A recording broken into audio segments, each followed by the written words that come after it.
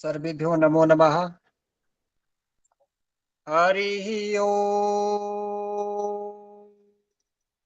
आनो भद्राः क्रतवो जन्तु विश्वतो धवदासो अपरितास उद्भिदः देवानो यथा सदमृते असन् प्रायुवो रक्षितारो दिवे दिवे देवानां भद्रासु मतिर्गयजूषां देवानागुं रतिरभितो निवर्तताम्।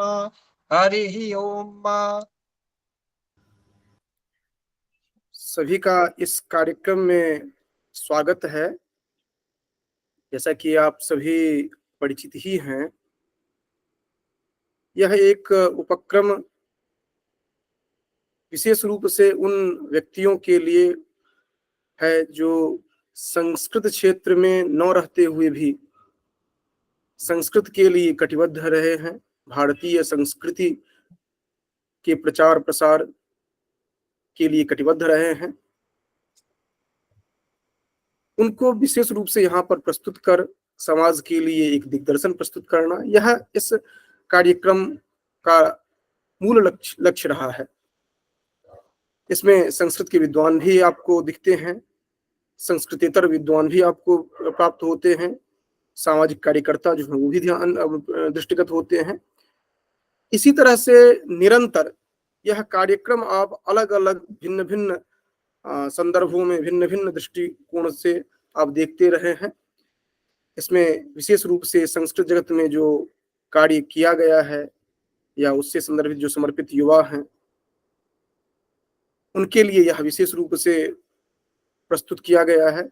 साथ ही साथ जो संस्कृत जगत के लिए जो कार्य किए जा रहे हैं वैयक्तिक स्तर पर उनके द्वारा या किए गए हैं या करने की अभिप्सा रखते हैं, उन सबको यहाँ पर उपस्थापित करना यह इसका उद्देश्य रहा है।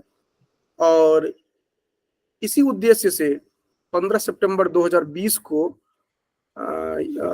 एक कार्यक्रम की शुरुआत की गई जिसका नाम संस्कृतांतरवीक्षा रखा गया, जिसको कि अगर अंग्रेजी में ट्रांसलेशन करें तो इस तरह से हम कह सकते हैं जो कि presentation of Sanskrit works of youngsters, ये मूल रूप से ये रहा है।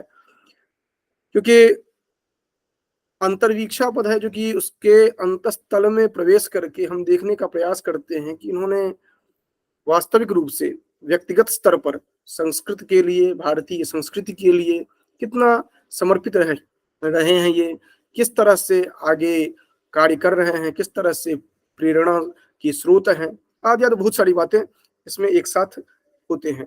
इनमें सामान्य रूप से पहले तो महीने में एक रखा गया था, लेकिन अभी जो सीक्वेंस रखा गया है, क्रम रखा गया है, उसमें सब महीने में अर्थात पाक्षिक रूप से महीने में 2 अंतर्वीक्षा रखी जाती है। और उसमें एक चयनित प्रश्न होते हैं। प्रश्न इस तरह से होते हैं ताकि वह उसी जिज्ञासा में उसका समाधान हो सके, उन सभी बातों को रखा जा सके, इस तरह से डिजाइन किया जाता है। इस क्रम में भारत तथा भारत से बाहर के अनेक विद्वान इस प्लेटफॉर्म पर आ चुके हैं और आज जो हमारे समक्ष उपस्थित हैं अतिथि के रूप में, हालांकि हैं परिवार के सदस्य ही, लेकिन आज अतिथि के रूप में इसलिए कह रहे हैं कि उनको विशेष रूप से आज आमंत्रित किया गया है। ये जमीन से जुड़े हुए ऐसे व्यक्तित्व हैं जो अलग अलग देशों की यात्रा करते हुए, अलग अलग देशों में अपनी सेवाओं का विस्तार करते हुए अपना मूल जो है उसको पूर्ण रूप से, जैसे वटवृक्ष अपने मूल को ध्यान में रखता है, उसी तरह इन्होंने ध्यान में रखते हुए यह आगे बढ़े हैं और बहुतों के लिए ये प्रेरणा स्रोत हैं। ये मिथिला के उज्जवल वैदुष्य परंपरा के कीर्ति स्तंभ रहे हैं और निरंतर यह सन्नद्ध रहे हैं जो कि भारतीय संस्कृति जो है उसको भिन्न भिन्न स्थलों पर कैसे प्रसारित किया जाए, किस तरह से उसके बाद उसका वैशिष्ट्य जो है वह जन जन तक पहुंचाया जाए। इसके लिए इन्होंने अपने अलग अलग देशों के प्रवास के दौरान उन्होंने प्रयास किया है और आज विस्तृत रूप से हम जानने की कोशिश करेंगे, जो कि इनका क्या कंट्रीब्यूशन रहा है, किस तरह से युवाओं को प्रेरित करते हैं। बहुत सारी बातें अभी हम लोग सुनेंगे। तो एक एक क्रम में हम यहाँ पर उनको सबसे पहले हम स्वागत करते हैं सभी को। मूल रूप से हमारे अतिथि जो हैं उनका स्वागत करते हैं, और साथ साथ जितने भी यहाँ पर हमारे संदर्भित व्यक्ति हैं जिन्होंने इतना बेहतर तरीके से इस कार्यक्रम को ऑर्गेनाइज किया है, संगठित करके, उन सभी का स्वागत है यहाँ पर। और साथ साथ जो ऑडियंस, जो श्रोता यहाँ पर उपस्थित हैं, दर्शक जो हैं, उनको भी हम स्वागत करते हैं। धन्यवाद। नमो नमः महोदय। महोदय, आपसे एक प्रश्न की जिज्ञासा है। यदि सारांशतया संस्कृत एवं भारतीय संस्कृति के प्रति आपके योगदान की बात करें तो महोदय इसको आप कैसे इंगित करते हैं? सबसे पहले तो बहुत बहुत धन्यवाद मुझे इस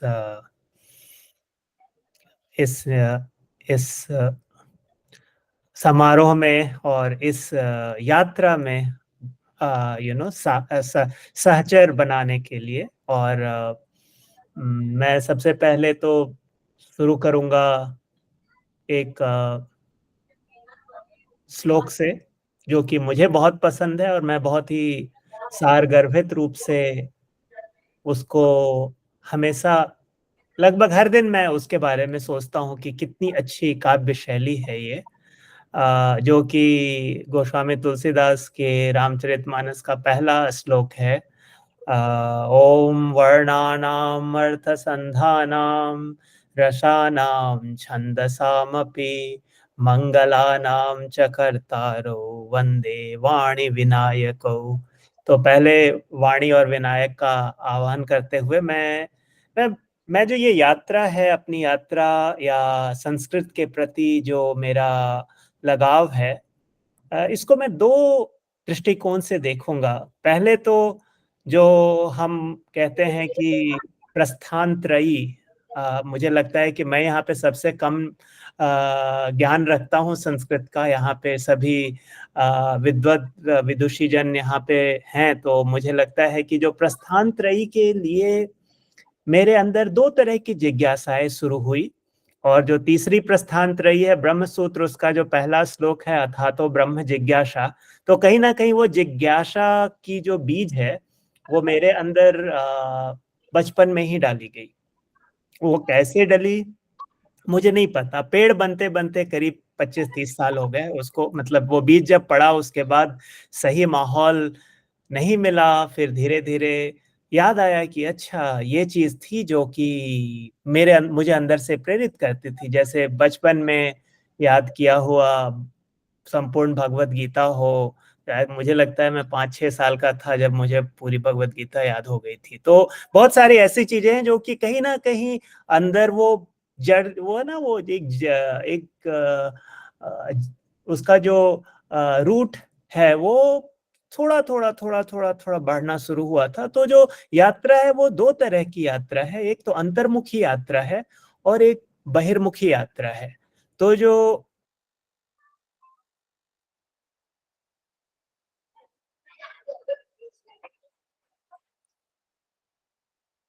शैलजा म्यूट कर लेंगे।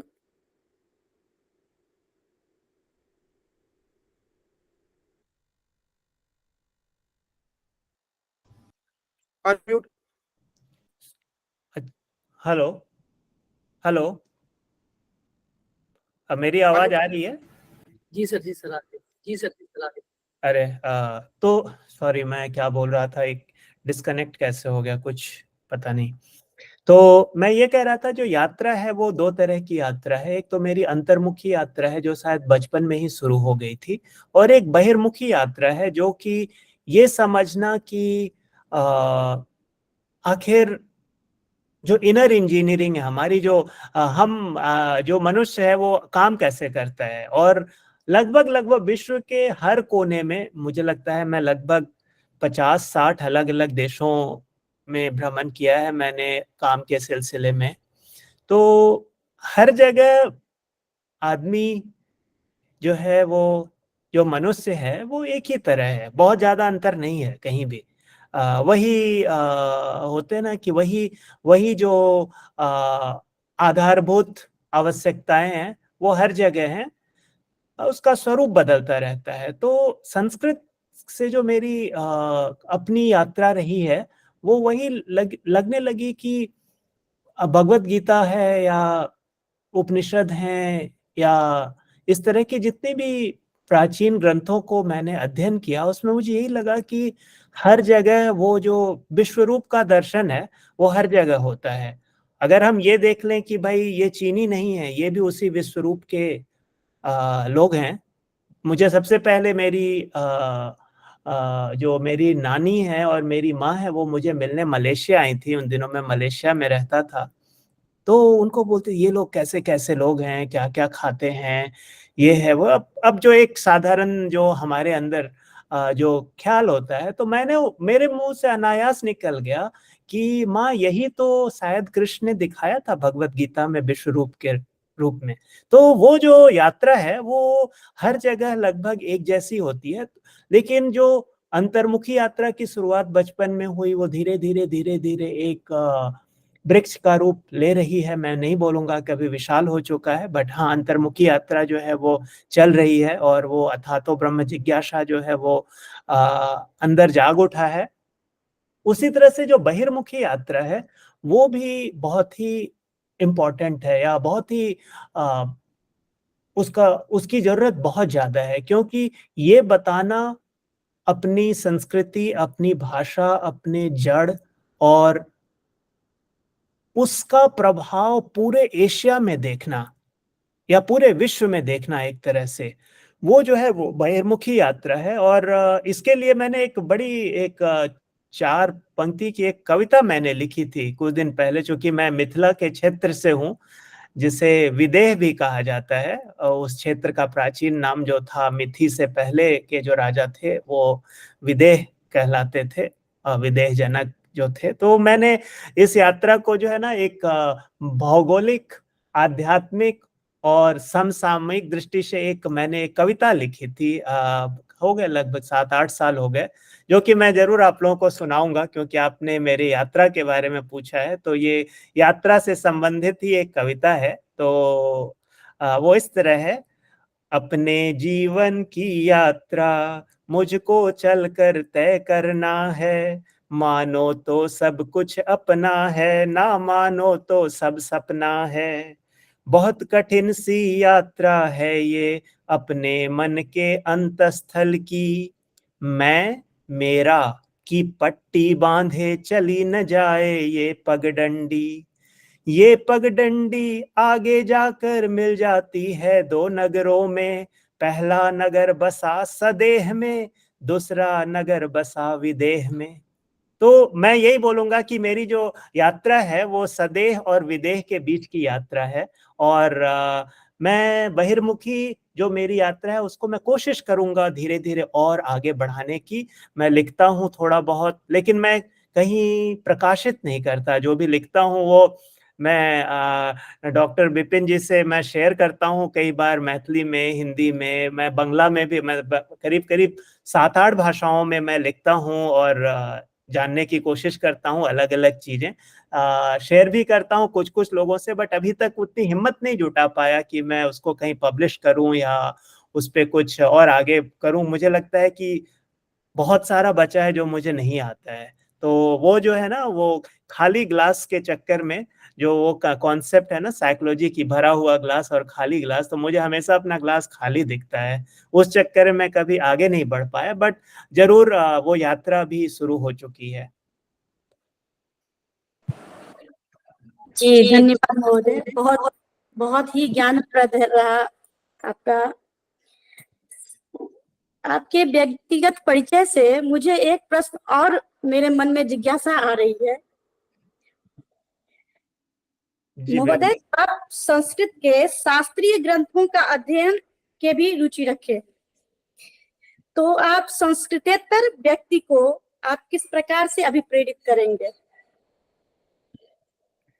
ये बहुत ही मैं इस प्रश्न के बारे में जब मैं सोचता हूं तो मुझे ऐसा लगता है कि इस प्रश्न का उत्तर अगर हम देना शुरू करें तो शायद घंटों लग जाए, क्योंकि ये संस्कृत जो है वो क्या कहते हैं, वो ना कि हमारी प्राचीनतम भाषा है, बट मातृभाषा, सारे भाषाओं की मातृभाषा, पितृभाषा, देव भाषा, विद्या भाषा और विश्व भाषा है। तो कहीं ना कहीं संस्कृत के जो ग्रंथ हैं वो थोड़ी से आजकल या संस्कृत के जो काम है वो काफी अर्थकरी विद्या से उसको जोड़कर लोग देखते हैं, क्योंकि सफलता तभी मानी जाती है जब वो क्या कहते हैं, वो एक श्लोक है ना, धनात् धर्मः ततः सुखम वाली बात। तो कहीं ना कहीं वो धनात् धर्मः ततः सुखम, और एक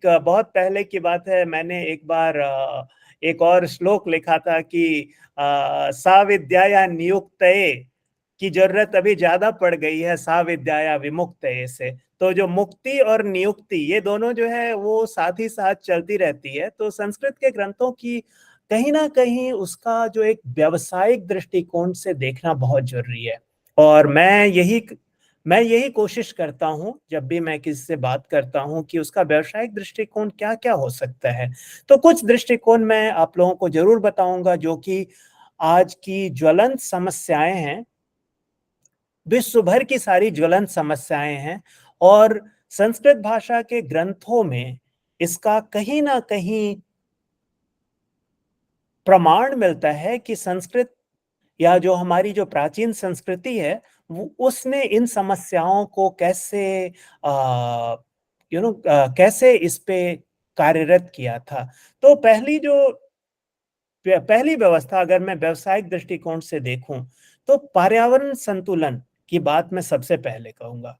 अगर हम देखें कि हमारे यहाँ जब भी कोई काम होता है, मुझे याद है कि हमारे यहाँ जब शादी भी होती है हमारे जो मिथिला संस्कृति में, तो सबसे पहली प्रथा है पैर धुलवाने की, जिसमें कि जो लड़की के पिता हैं वो अपने हाथों से, या पिता या जो सबसे श्रेष्ठ होते हैं वो अपने हाथों से बारातियों का पैर हाथ धुलवाते हैं।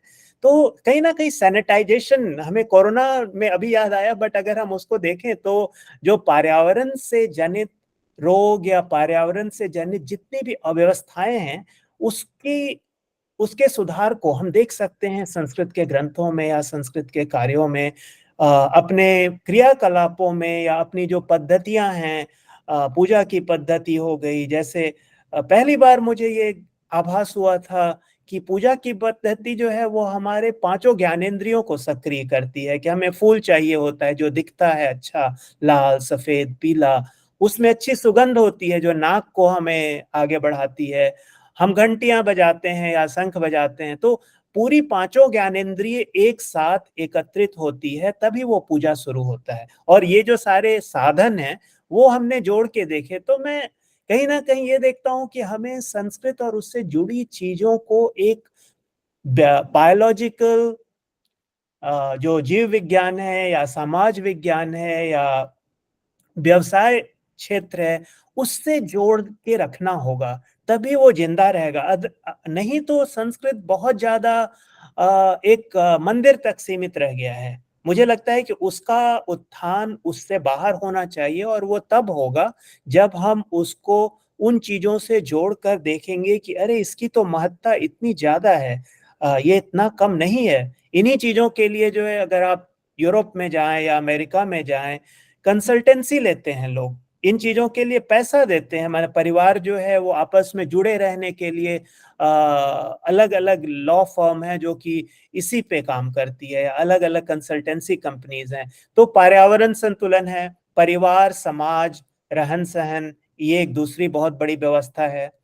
तीसरा जो मुझे एक बहुत बड़ा और थोड़ा अंडर वैल्यूड अभी है, मतलब अभी मुझे लगता है उसका व्यवसायिक आधार उतना नहीं बना है, जैसे कि हमारी प्राचीनतम भवन निर्माण की जो शैली थी या नगर निर्माण की शैली थी। बहुत सारी किताबें हैं जहाँ पे कि मंदिर निर्माण, भवन निर्माण और उसका कॉमर्शियलाइजेशन कहीं ना कहीं वास्तु के रूप में दिखता है कि लोग भारत में ये वास्तु सर्टिफाइड है या नहीं है इस तरह की, लेकिन उसको और भी ज्यादा कॉमर्शियल किया जा सकता है। तो मुझे लगता है कि संस्कृत के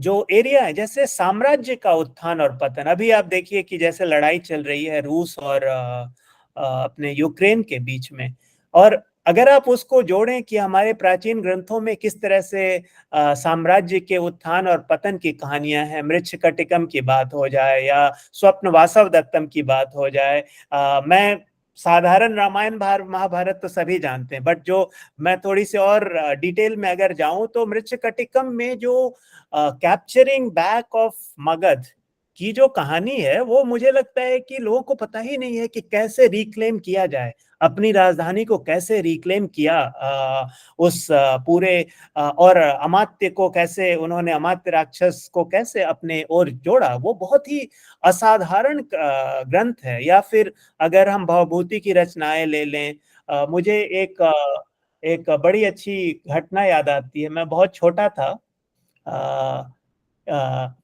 जिसमें कि मेरे नाना जी ने मुझे एक बार श्रीहर्ष की एक कहानी समझा रहे थे कि श्रीहर्ष के बच्चे थे और उन्होंने सोचा कि किसको कवित्व की पदवी आगे बढ़ाई जाए, तो उन्होंने एक लकड़ी का टुकड़ा जो है वो बाहर फेंक दिया।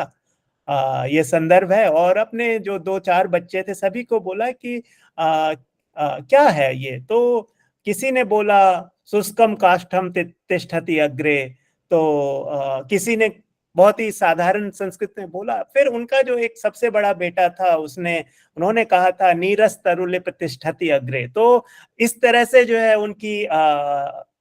उनकी जो सोचने का ढंग है कि सूखी हुई लकड़ी जो नहीं है वो सिर्फ उसको हम कैसे अलग अलग तरह से बोल सकते हैं। तो कहीं ना कहीं मुझे लगता है कि बहुत ही अंडर वैल्यूड हो गया है। उसके पीछे कहीं ना कहीं आक्रांताओं का या कॉलोनाइजर्स का जो कल्चरल हमारा डिमोशन हुआ, वो बहुत बड़ा जिम्मेवार है, क्योंकि हमें अपने ऊपर से विश्वास कम हो गया, क्योंकि हम अर्थकरी विद्या का साधन जो है वो पश्चिम के तरफ से आता है। हमें अपने पूर्वी विद्याओं को उसको चाइना इस वे में बहुत आगे निकल गया है। मैं देखता हूँ कि चाइना में या जापान में, जैसे जापान के जो सबसे अच्छे फल हैं वो बाहर कहीं नहीं जाते, वो जापान में ही सबसे महंगे बिकते हैं, क्योंकि वो फल बाहर, जैसे एक मियाजाकी आम मुझे नहीं पता आप लोगों को आपने सुना है इसके बारे में कि नहीं, जहाँ एक आम की कीमत लगभग 2-2.5 लाख रुपए की है। अगर मैं भारतीय ये में देखूं एक आम, तो मियाजाकी आम जो है, आम बताइए, आम का जो वैज्ञानिक नाम है मैंजीफेरा इंडिका, क्योंकि उसकी जननी, उसका जो रूट है वो इंडिया है। वो इंडिया से, भारत से जापान गया। हमारे यहाँ आज भी जापान आम की कीमत ज्यादा से ज्यादा, एक आम अल्फांसो जो है शायद सबसे महंगा मिलता है हमारे यहाँ, जो कि 100-200 रुपए का एक मिलता है, वहां 2 लाख रुपए का एक आम मिलता है। और मैंने खरीद के खाया एक बार कि भाई जब गए हैं तो मियाजाकी ट्राई करना चाहिए, है ना। तो कहने का मतलब ये कि बहुत सारी चीजें हमारे यहाँ से गई और उसको कॉमर्शियल बना के जब लोगों ने पैकेज में प्रेजेंट किया। आज ही देख लीजिए योगा स्टूडियो, योगा बिजनेस, भले उसको योगा बोलना भी नहीं चाहिए, वो तो योग है, योगा कोई शब्द ही नहीं है मेरे ख्याल से। तो योग का जो योग स्टूडियो, अगर मैं सिंगापुर की बात करूं जहां मैं रहता हूं, तो कम से कम 600 से 700 योग स्टूडियो होगा, जहां पे हर दिन 50 से 100 लोग आते हैं, अलग अलग व्यवस्था अपने अपने योग। और मूल रूप से वो हठ योग सिखाते हैं और कुछ नहीं सिखाते, उनको अष्टांग की कोई सही जानकारी नहीं है। बट जो कॉमर्शलाइजेशन है उसको हमें कहीं ना कहीं बढ़ावा देना होगा। और आप लोग विद्वत जन हैं, जो आप लोग संस्कृत पढ़ाते हैं, उसके कॉमर्शियल एंगल को, पैकेजिंग जो है, मुझे लगता है पैकेजिंग जो है ना वो मिसिंग है। उसको कहीं ना कहीं हमें एक अच्छे से डब्बे में पैक करके उसको कॉमर्शियल करना होगा। और धीरे धीरे, जैसे मेरे अंदर जो बीज था वो धीरे धीरे पेड़ का रूप ले रहा है, और भी बहुत सारे पेड़ बनेंगे, धीरे धीरे जंगल बनेगा, पर्यावरण संतुलित होगा धीरे धीरे। मैं तो यही बोलूंगा। पता नहीं, मैंने बहुत लंबा उत्तर दे दिया लगता है इसका। नहीं, धन्यवाद महोदय, बहुत ही सुंदर आपका उत्तर था।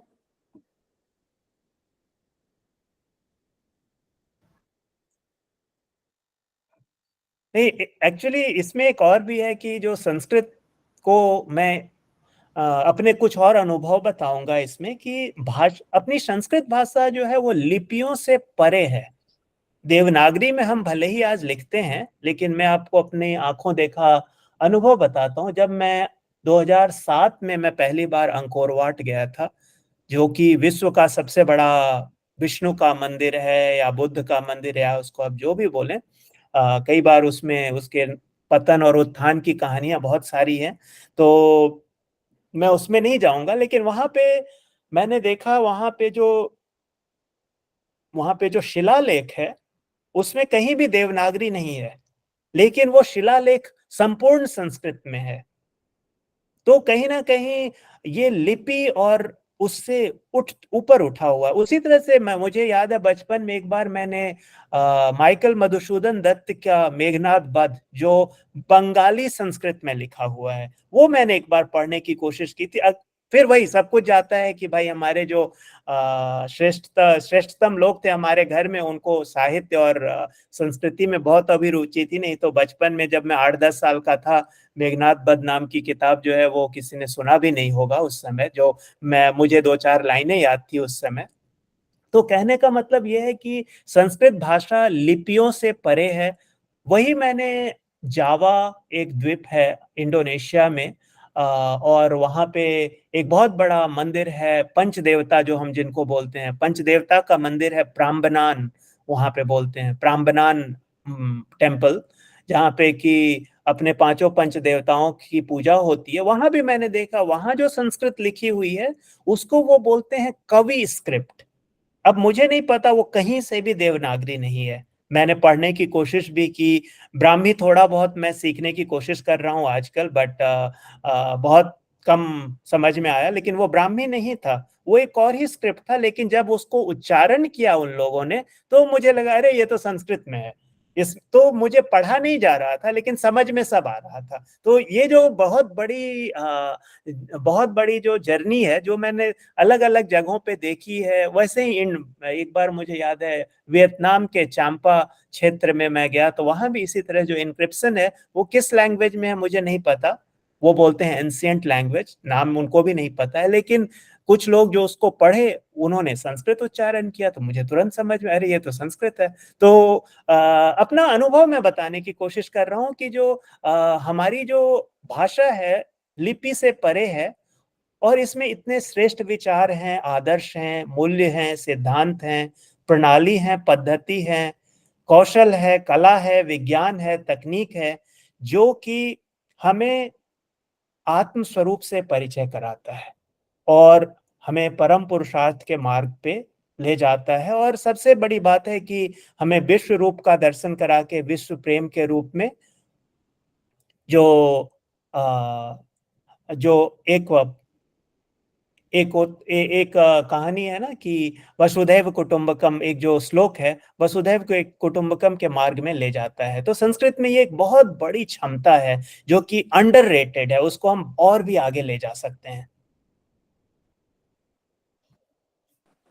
जी महोदय, बहुत बहुत धन्यवाद। नमो नमः महोदय।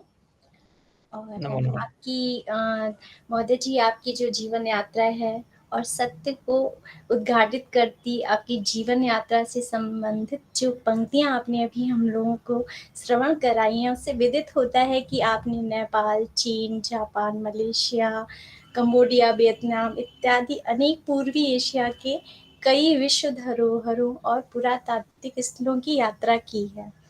और भारतीय संस्कृति के परिप्रेक्ष्य में यदि हम बात करें तो इन स्थलों को आप किस प्रकार व्याख्यायित करेंगे?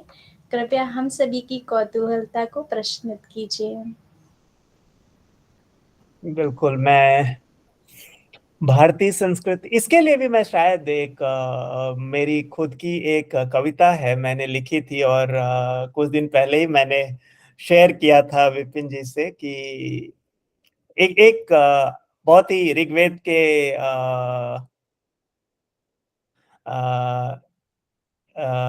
ऋग्वेद में एक सूक्त है, नासदीय सूक्त, मुझे जरूर लगता है कि आप लोगों को पता होगा।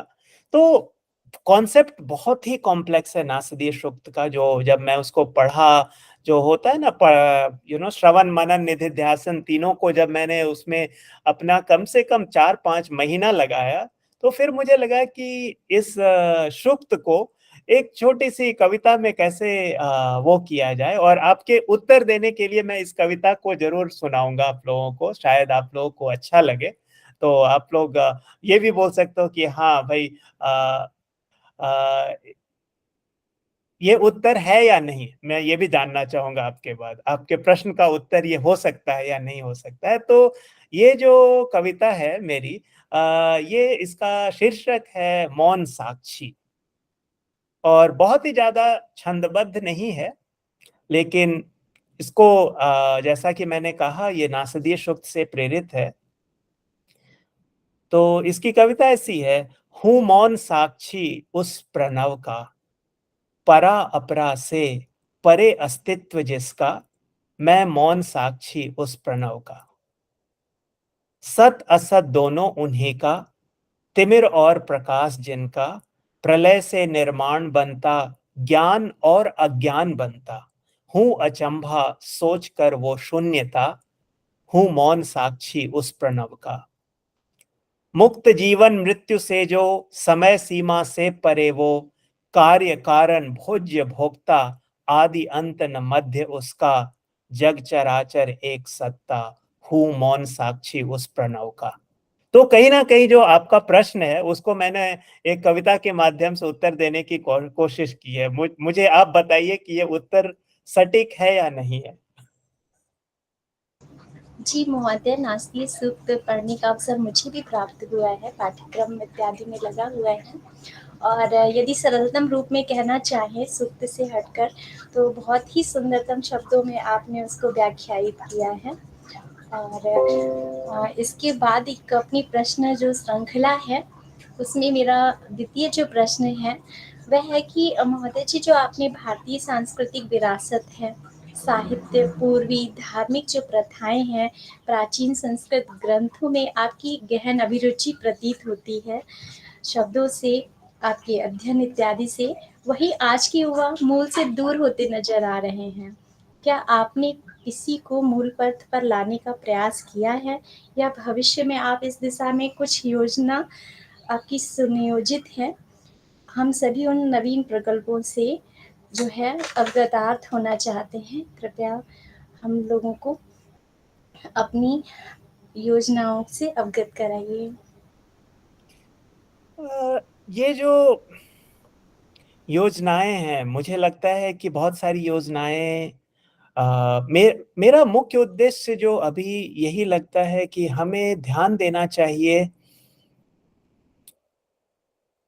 बहुत सारी ऐसी चीजें हैं जो मैंने पहले प्रश्न के उत्तर में कहा था कि पैकेजिंग, हमारी जो पैकेजिंग है वो आज भी बहुत ही पुराने डब्बे में है।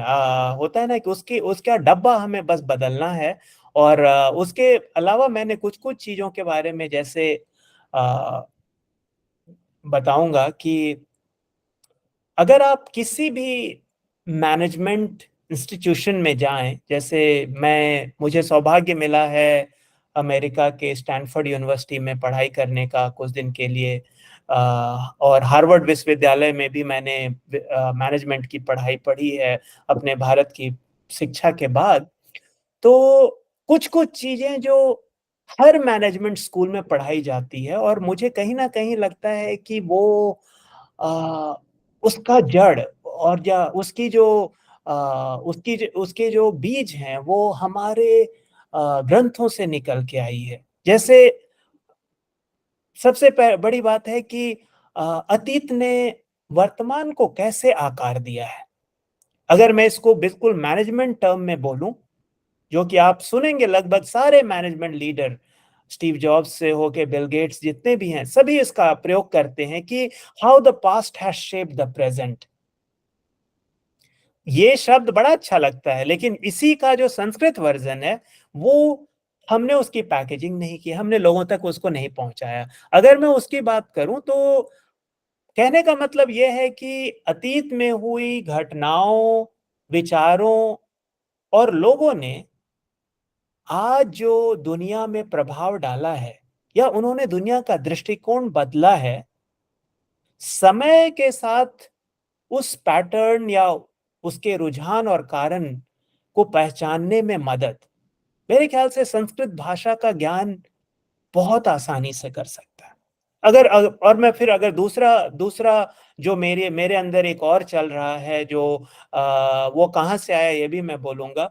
मुझे याद है, मैं एक बार भारतीय संस्कृति पे अपने जो डॉक्टर राधा कृष्णन थे, दूसरे राष्ट्रपति, उनकी बड़ी अच्छी एक किताब है भारतीय इंडियन फिलॉसफी के ऊपर, 3-4 भागों में। तो मेरे पास वो है। जब मैं पहली बार वो पढ़ रहा था तो उसमें न्याय का जो जिक्र है या तर्क शास्त्र का जो जिक्र है, जहां कहाँ धुआं उठ रहा है, इसका मतलब जरूरी नहीं कि वो आग है, वहां खाना भी बन रहा है। और आप लोग चूंकि विद्वान है उस क्षेत्र में, तो पता ही होगा आप लोगों को कि उसके जो परिप्रेक्ष्य हैं कि सत्य के सत्यान्वेषण कैसे किया जाए, सत्य के परिप्रेक्ष्य को कैसे जाना जाए, वो कहीं ना कहीं बहुत ही अच्छे ढंग से हमारे प्राचीन पुस्तकों में या प्राचीन विचारकों ने उसको, आप ये भी कह सकते हैं कि जैसे अष्टावक्र गीता है या फिर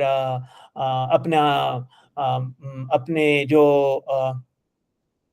योग वशिष्ठ हैं, इन दोनों किताबों में मैंने एक बड़ी अच्छी समानताएं देखी कि वो हमें रूट्स पे ले जाती है और बहुत ही, वो कभी पुरानी नहीं होती है, उसकी पंक्तियां कभी पुरानी नहीं होती है। वो आज भी उतना ही वैलिड है, उनके सारे प्रश्न उतने ही वैलिड हैं। जो साइकोलॉजिकल हेल्थ की बात हम करते हैं, तो हम साइकोलॉजिकल हेल्थ को संस्कृत से कैसे जोड़ें, तर्क को हम संस्कृत से कैसे जोड़ें, हम रचनात्मकता को संस्कृत से कैसे जोड़ें, जो न्याय शास्त्र में प्रमाण, प्रमेय, तर्क आदि का वर्णन है, और सत्य को पहचानने की कला, मिथ्या का खंडन, ये जो तरीका, प्राचीन पद्धति है, ये पूरी तरह से विलुप्त होता जा रहा है। और कहीं ना कहीं अगर आप अभी रिसर्च पेपर्स पढ़ेंगे, नए नए जितने भी रिसर्च पेपर्स आ रहे हैं, उसमें उसका आभास मिलेगा, जो अरे ये तो जैसे एकार्ट टोल हैं या बहुत सारे जो मॉडर्न फिलोसफर हैं, उन्होंने उसका रेफरेंस भी दिया है कि हाँ भाई, इसका जो जड़ है वो भारत में है, वो उपनिषदों में है या इसमें। तो कहीं ना कहीं मुझे लगता है कि इसको मैं कहीं कॉमर्शियल करने की सोचता हूँ कि कैसे इसको ट्रांसलेट किया जाए।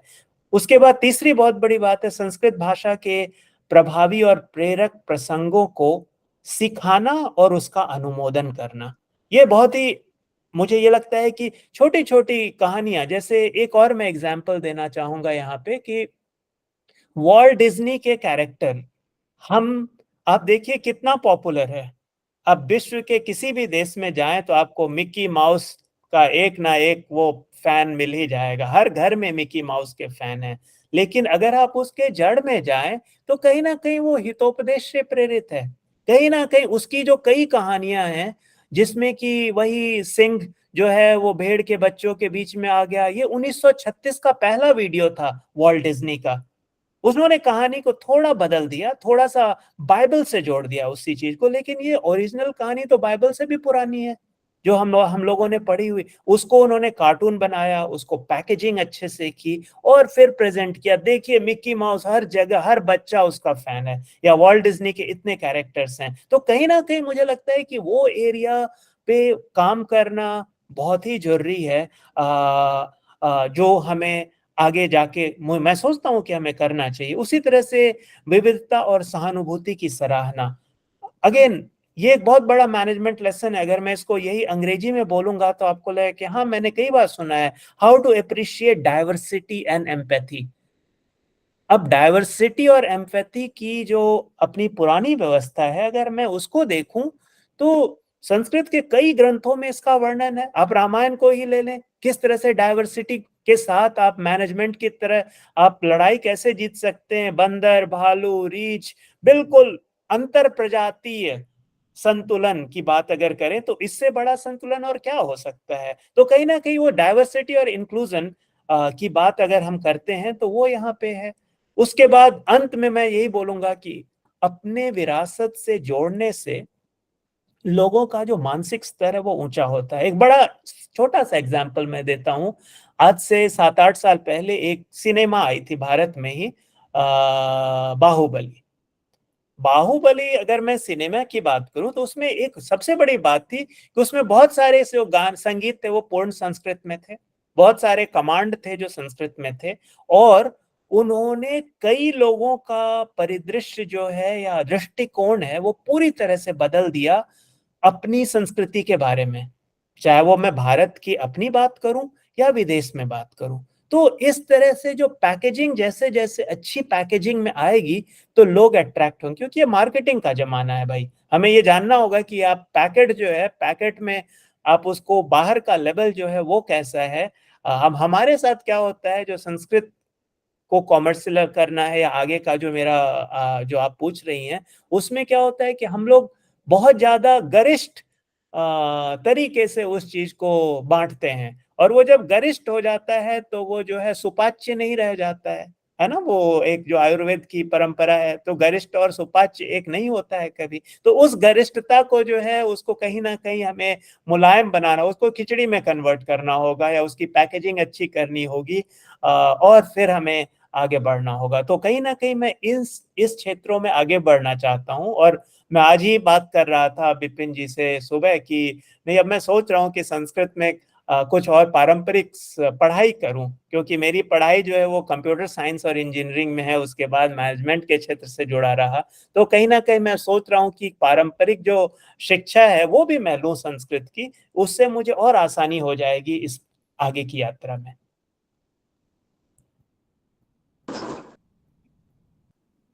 नमो नमः महोदय। नमोः। दीपिका जी के ही प्रश्नों के आधार पे थोड़ा एक मेरा भी प्रश्न जुड़ा आ रहा है। जैसे महोदय, आपके व्यक्तिगत परिचय से मुझे ज्ञात हुआ कि आपके 20 वर्षों से अधिक आपको अनुभव है प्रौद्योगिकी उद्योगों के क्षेत्रों में। साथ ही आपने मलेशिया, हांगकांग आदि देशों में बहुराष्ट्रीय स्तर की जो कंपनियां हैं उसमें एक वरिष्ठ पदों पे कार्यरत भी रही हैं। जानना ही चाहती थी कि आपने जैसे जापान, मलेशिया आदि देशों में जो संस्कृत भाषा का किस तरीके से जुड़ाव देखा है, और क्या संस्कृत भाषा के माध्यम से प्रौद्योगिक उद्योगों में रोजगार की कोई कल्पना है, या उसके द्वारा आप कुछ ऐसा कार्य कर रहे हैं उस क्षेत्र में, उससे हम लोग अवगत होना चाह रहे हैं। बिल्कुल, इसमें 3 प्रश्न छुपा हुआ है एक प्रश्न की आड़ में। तो जो आखिरी प्रश्न है उसका उत्तर मैंने लगभग दे दिया है आपको कि कैसे संस्कृत भाषा के माध्यम से उसको आगे किया जा सकता है। बट पहले 2 प्रश्न जो हैं वो मैं जरूर आपको उत्तर दूंगा उसका। कि पहला 2 प्रश्न है कि मैंने क्या क्या समानताएं देखी। तो अगर मैं भाषागत समानता की बात करूं तो मैं एक एक करके करूंगा। सबसे पहले तो जापानी और संस्कृत। देखिए, जापानी जो है वो आर्टिक ओरिजिन की लैंग्वेज है, और जो संस्कृत है जिसको अगर पारंपरिक लिंग्विस्टिक के एंगल से देखें तो ये इंडो यूरोपियन लैंग्वेज ट्री के अंदर आता है। और दोनों जो है वो चित्रलिपि है, और हम जो है वो भाषागत लिपि से काम करते हैं। ये जरूर है कि दोनों की जो जड़ है वो बिल्कुल अलग है, किंतु बौद्ध संस्कृति के प्रचार प्रसार से मुझे याद है कि एक बार मैं क्योटो में जब मैं जा रहा था, तो क्योटो में सरस्वती की इक्विवेलेंट भी एक देवी हैं, गणेश के इक्विवेलेंट भी एक देव है, और शिव के इक्विवेलेंट भी एक देव है, जो कि जिनका जापानी नाम है, जिनका वो लोग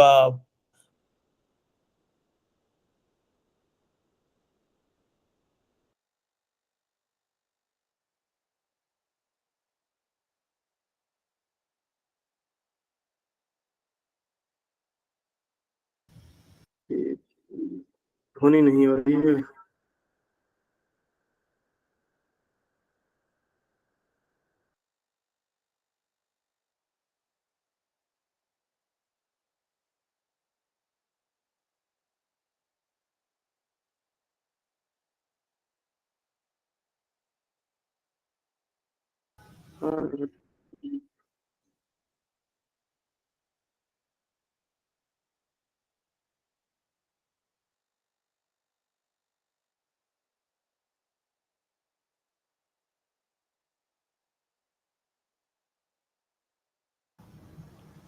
हेलो, मेरी आवाज आ रही है? पता नहीं मेरा जी महोदय जी, आपकी ध्वनि स्पष्ट आ रही है।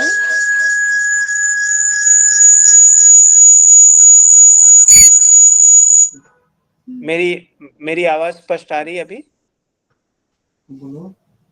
हेलो। जी महोदय जी, प्रश्नों की श्रृंखला में एक जिज्ञासा मेरी अनायास जागृत हो गई है, उसका भी मैं प्रश्न करना चाहूंगी। और बिल्कुल। मेरा प्रश्न है कि महोदय जी, आपने पूर्वी एशिया में कई विश्व धरोहर और पुरातात्विक स्थलों की बड़े स्तर पर यात्रा की है। इन यात्राओं ने आपके ज्ञान को तो बढ़ाया ही है, साथ ही दुनिया का एक अनूठा दृष्टिकोण भी दिया है। वह अनूठा दृष्टिकोण क्या है, यह जिज्ञासा हम सभी की है। हम सभी उसको जानने के लिए उत्सुक हैं। बिल्कुल बिल्कुल। तो मैं जैसा कि मैं पता नहीं कब किस पॉइंट पे मैं डिस्कनेक्ट हुआ, बट मैं जरूर फिर से बोलूंगा कि जो जापानी भाषा की मैं जापानी भाषा के बारे में आप लोगों को बता रहा था कि दोनों की जो रूट्स हैं वो अलग अलग हैं। एक आर्टिक ओरिजिन की है और दूसरी इंडो जर्मन जो लैंग्वेज ट्री है या इंडो यूरोपियन लैंग्वेज ट्री है उसके अंदर आता है। और बुद्ध धर्म से बहुत ज्यादा उसमें जापान में जो है बुद्ध धर्म का प्रचार प्रसार इतना बढ़ा कि वहाँ पे बहुत सारी चीजें हैं जो कि भारतीय संस्कृति से मिलती जुलती है। मैं आपको एक उदाहरण दे रहा था। क्योटो शहर में, जो कि जापान की प्राचीन राजधानी है, या फिर नारा, वहां पे जो पुरानी किंगडम हुआ करती थी, नारा की किंगडम थी, तो वहां पे मैंने देखा कि बहुत सारे देवी देवता या बहुत सारे जो अपने धार्मिक या सांस्कृतिक जो वहाँ का आश्रम इक्विवेलेंट है, उसमें बहुत सारी चीजें भारतीयता से मिलती जुलती है। और सबसे बड़ी बात, जो जापानी भाषा है उसमें तीन तरह के जो हैं वो अक्षर होते हैं, हिरागाना, काताकाना और कांची। तो जो काताकाना और हिरागाना है वो वही कॉन्सेप्ट है जैसे संस्कृत से लिया है उन्होंने, स्वर वर्ण और व्यंजन वर्ण का। जैसे हमारे यहाँ स्वर्ण वर्ण व्यंजन वर्ण की वो पूरी तरह से संस्कृत से ओरिजिनेटेड है। तो कहीं ना कहीं जो ओरिजिनल जो एस्पेक्ट है उसका, वो कुछ हद तक जुड़ा हुआ है। वैसे भाषा बिल्कुल अलग है, जापानी भाषा जो है। अब आते हैं भाषा जो है इंडोनेशिया और मलेशिया की, बात आपने पूछी थी मुझसे। तो ये एक बहुत ही इंटरेस्टिंग है कि आपको पता है इंडोनेशिया और मलेशिया की भाषा को क्या कहते हैं? आप लोगों को नाम पता है किसी को भी? उसका नाम है बाहासा मलायू या बाहासा इंडोनेशिया। तो आप इसी से अंदाजा लगा सकते हैं कि वो अपनी भाषा को बाहासा बोलते हैं, जो कि भाषा से बाहाशा हो गया। ठीक है, तो उनका नाम ही शुरू होता है जो है उसमें कहीं ना कहीं संस्कृत के शब्द हैं। और उसी तरह से अगर आप दोनों देशों की कि बहुत सारे शब्द ऐसे हैं जो कि 100% संस्कृत के शब्द हैं। तो और वो मानते भी हैं कि उनकी भाषा का जो जड़ है वो करीब करीब 60 से 70% उसमें संस्कृत का योगदान रहा है उनके भाषा के विकास में।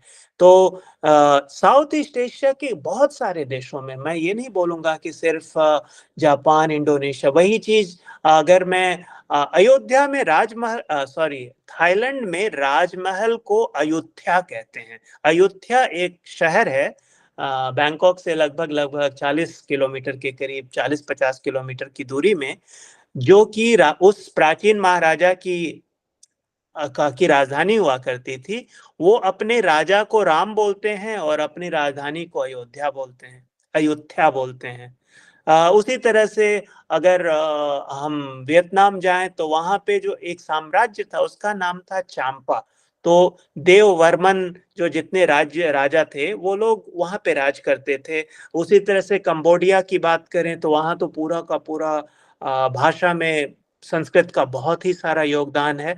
भले ही चीन का प्रभाव जो है वो भी बहुत ज्यादा है वहाँ की भाषाओं में। अगर मैं देखूं कंबोडिया, म्यांमार, थाईलैंड, इन और वियतनाम, इनमें चीनी प्रभाव और संस्कृत प्रभाव दोनों ही व्याप्त हैं। पर संस्कृत को कोई झुठला नहीं सकता है कि हाँ भाई इसमें संस्कृत का प्रभाव नहीं। बहुत सारे ऐसे शब्द हैं जो कि बिल्कुल संस्कृत के शब्द हैं।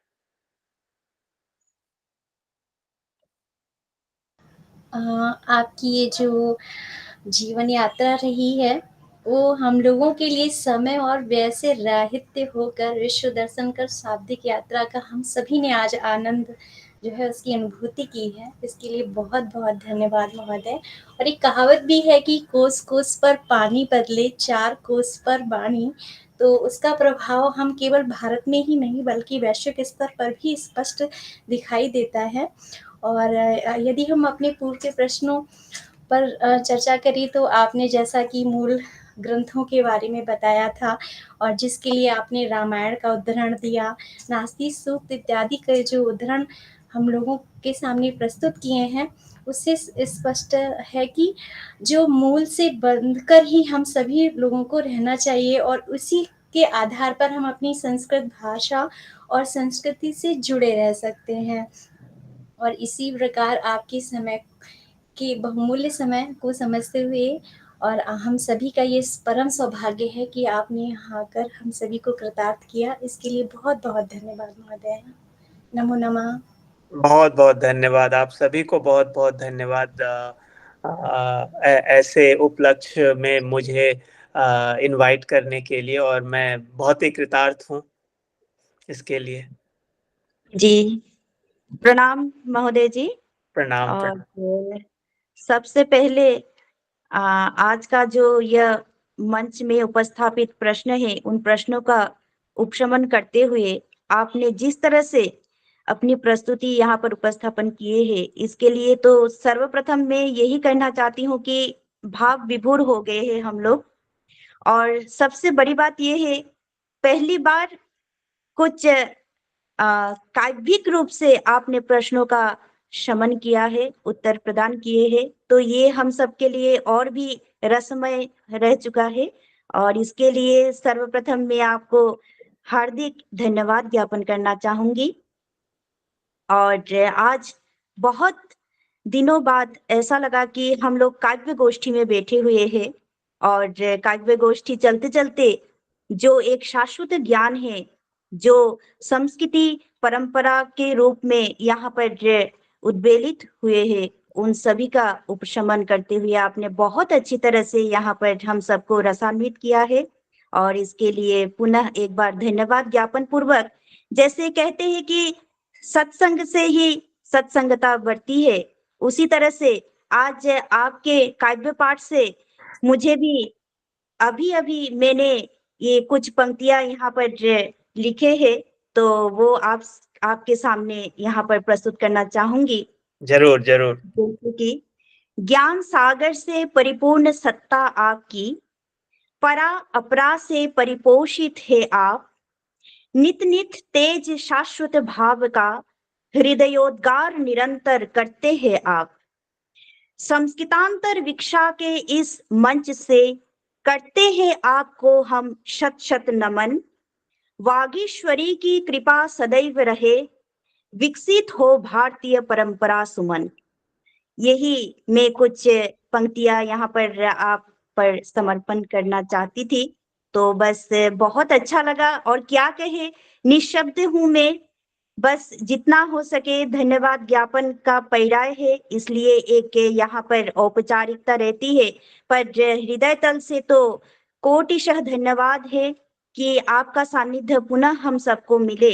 इसके लिए हम प्रतीक्षा करते रहेंगे और हम सबके साथ आपने अपनी जो अभिज्ञताएं है या फिर कह लीजिए जितना सारा हम सबको जानने के लिए जो जो बिंदु है उन सबको समेटे हुए आज हम सबको समय दिया है, इसके लिए पुनः एक बार धन्यवाद ज्ञापन करना चाहूंगी।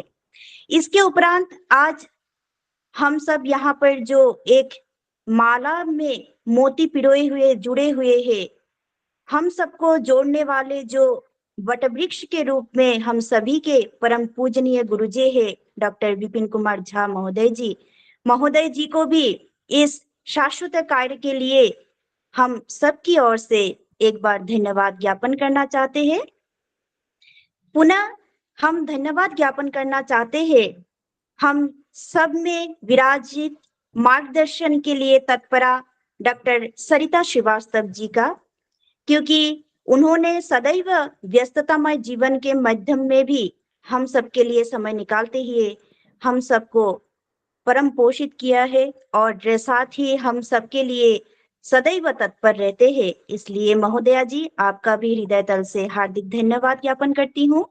इसके उपरांत मुख्य संयोजिका के रूप में यहाँ पर सुशोभित है हम सबके आदरणीय डॉक्टर दीपिका दीक्षित महोदया जी को भी हम हृदय तल से हार्दिक धन्यवाद ज्ञापन करना चाहते हैं, क्योंकि संयोजन एक बहुत महत्वपूर्ण कार्य भी होता है और इस कार्य को बहुत अच्छी तरह से हमारे संस्कृतांतरवीक्षा मंच में निभाते हुए महोदया जी सदैव तत्पर रहते हैं और इसके लिए हम आज भी हृदय तल से धन्यवाद ज्ञापन करना चाहते हैं।